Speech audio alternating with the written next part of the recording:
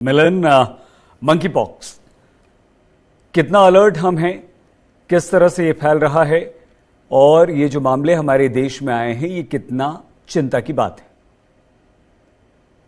धन्यवाद Saeed. Monkey pox के बारे में जब हम बात करते हैं तो जाहिर सी बात है कि अभी ज्यादा जानकारी सामने भी नहीं आई है, लेकिन जितनी जानकारी हमारे पास है उसकी वजह से जिन राज्यों में ये केसेस इस वक्त दिखाई दे रहे हैं वहां पर राज्य सरकारों ने अलग से आइसोलेशन वार्ड्स या अलग से डेजिग्नेटेड हॉस्पिटल्स बना लिए हैं जहां पर ऐसे जो फैसिलिटीज हैं उन्हें रखा जाए। आपने देखा कि एक मरीज को पीपी किट में रखा है, हालांकि ऐसा नहीं करना चाहिए, लेकिन फिर भी क्योंकि ज्यादा जानकारी शायद नहीं होगी डॉक्टर्स को, तो उन्होंने मरीज को पीपी किट पहनाया हुआ है। मंकी पॉक्स के जो केसेस हैं फिलहाल जितने भी 4 या एक 5वीं केस की पुष्टि अभी हुई नहीं है, तो हम देख रहे हैं कि ये ज्यादातर मर्दों में दिखाई दे रहे हैं और 98% जो है ये WHO का आंकड़ा कहता है कि मेल्स में ही ये केसेस दिखाई दे रहे हैं।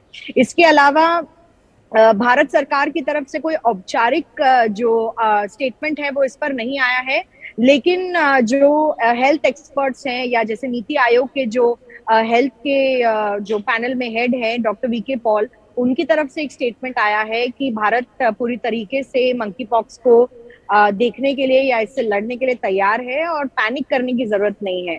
ये बहुत इंपॉर्टेंट शब्द है, सतर्क रहना है लेकिन पैनिक नहीं करना है, क्योंकि ये जो बीमारी है, ये जो डिजीज है, ये कंटेजियस है, टच से फैलता है, लेकिन हमें सतर्क रहना है ऐसी जगहों में जाने से पहले जहां पर आपको लगता है कि इस डिजीज की ससेप्टेबिलिटी ज्यादा हो सकती है।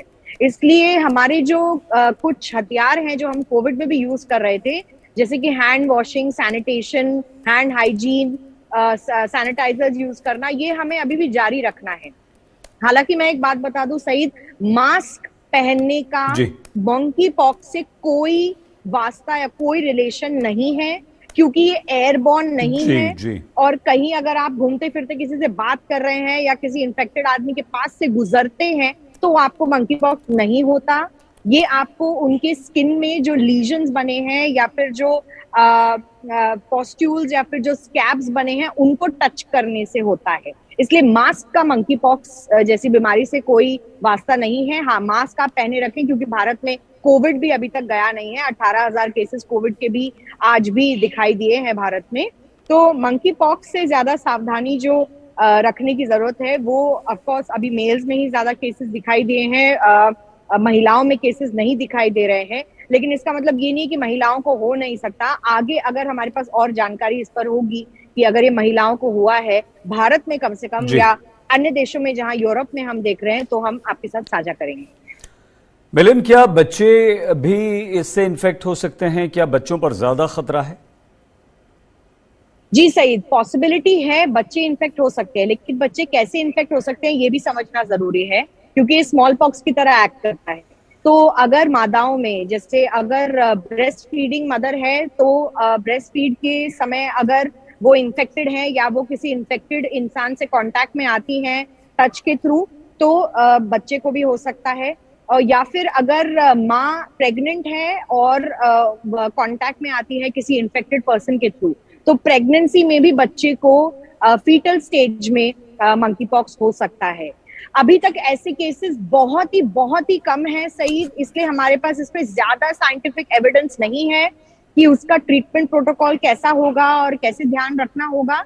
लेकिन क्योंकि ये जो बीमारी है ये सेल्फ लिमिटिंग है, कुल मिलाकर WHO के आंकड़े के मुताबिक 5 मौतें हुई हैं। 5 की 5 जो मौतें रिकॉर्ड हुई हैं वो अफ्रीकन देशों में रिकॉर्ड हुई हैं, अफ्रीकाई देशों में। इसीलिए अभी तक हमारे पास इसके ज्यादा खतरनाक होना और ज्यादा महिलाओं में या बच्चों में खतरनाक होने की एविडेंस नहीं है, इसलिए मैं ज्यादा इस पर नहीं कह पाऊंगी। अगर सामने कोई एविडेंस आता है तो हम आपको बताएंगे, लेकिन क्योंकि ये डिजीज नया नहीं है, बट इसका जो एक स्ट्रेन है वो नई तरीके से फैल रहा है पूरे देश में। सबसे ज्यादा केसेस इस वक्त मंकी पॉक्स के यूरोप देशों में हैं, अमेरिका में हैं, और इसके अलावा जो कनेक्टेड केसेस जो भारत में आ रहे हैं वो UAE, कुवैत और यहाँ से दिखाई दे रहे हैं।